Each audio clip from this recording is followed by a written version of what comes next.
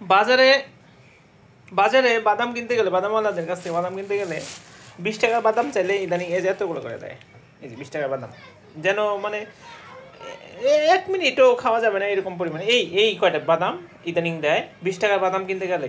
তাই কি করেছি, 1 কেজি বাদাম কিনে নিয়েছি, 170 টাকা নিয়েছি। এটা লোকাল মার্কেট থেকে কিনেছি। এটা যদি আমি টঙ্গী থেকে কিনতাম এটা 120 টাকা দিয়ে পাওয়া যেত। যাই হোক, 170 টাকাতে কেনার পরেও লাভের পরিমাণটা আমি আপনাদের একটু জানাতে চাই। বিকজ হচ্ছে কি যে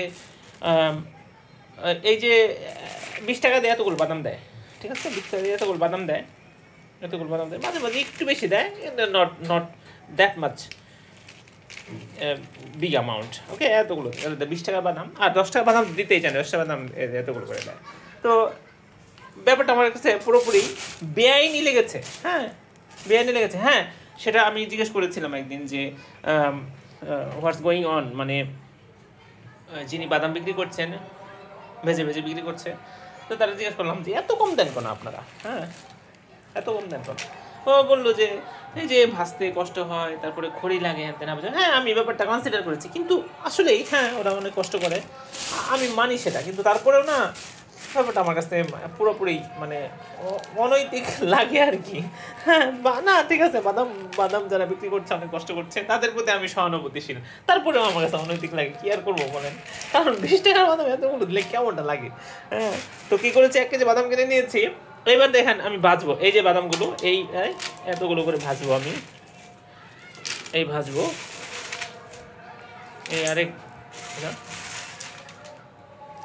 এই বাদামগুলো লাগে আমাদের বাসায় লাগে।